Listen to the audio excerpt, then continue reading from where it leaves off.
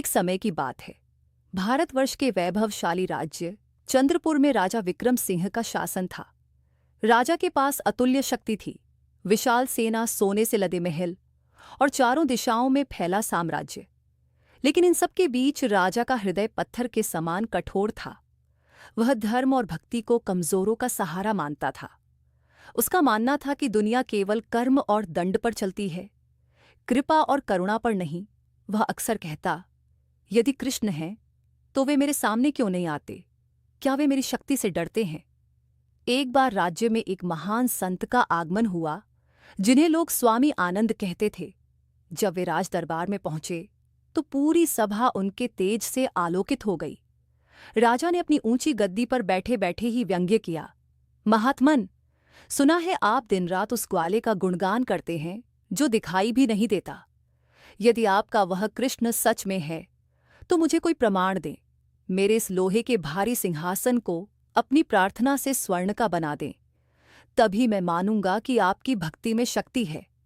स्वामी आनंद शांत भाव से मुस्कुराए और बोले, राजन, ईश्वर कोई प्रदर्शन की वस्तु नहीं है। वे तो भाव के भूखे हैं।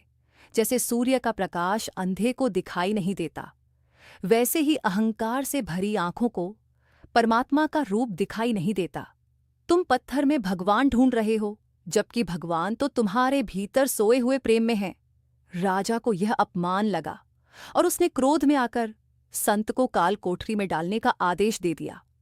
जाते जाते संत ने केवल इतना कहा, वत्स, आज की रात तुम्हारे जीवन की सबसे लंबी रात होगी। उसी रात जब राजा अपने मखमली बिस्तर पर गहरी नींद में था, उसे एक ऐसा स्वप्न आया जिसने उसकी रूह को झकझोर दिया। उसने देखा कि वह एक अंतहीन रेगिस्तान में अकेला है। चारों ओर केवल तपती रेत और झुलसाने वाली धूप थी। राजा को असहनीय प्यास लगी। उसके पास सोने की ईंटों से भरा एक रथ था, लेकिन पीने को एक बूंद पानी नहीं। वह चिल्लाया, कोई है क्या? कोई मुझे एक घूंट पानी देगा? मैं उसे अपना आधा राज्य दे दूंगा। लेकिन वहां केवल सन्नाटा था। तभी दूर क्षितिज पर उसे एक नन्हा बालक आता दिखाई दिया। उस बालक की त्वचा का रंग सांवले बादल जैसा था और उसकी आंखों में गजब की चमक थी। बालक के कंधे पर मिट्टी का एक छोटा सा कलश था। राजा उसकी ओर भागा और उसके चरणों में गिर गया। बेटा, मुझे थोड़ा पानी दो, मैं प्यास से मर रहा हूं। बदले में यह सारा सोना तुम्हारा है। बालक ने करुणा भरी मुस्कान के साथ कहा, राजन, यहां सोने की कोई कीमत नहीं है। ये पानी केवल उन लोगों के लिए है जिन्होंने अपने जीवन में किसी भूखे को रोटी और प्यासे को पानी दिया हो। क्या तुमने कभी किसी के आंसू पोंछे हैं? राजा निरुत्तर था। उसकी आंखों से पहली बार पश्चाताप के आंसू निकले और उसकी नींद खुल गई।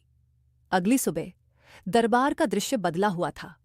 राजा नंगे पैर दौड़ता हुआ कालकोठरी में गया और संत के चरणों में गिर पड़ा।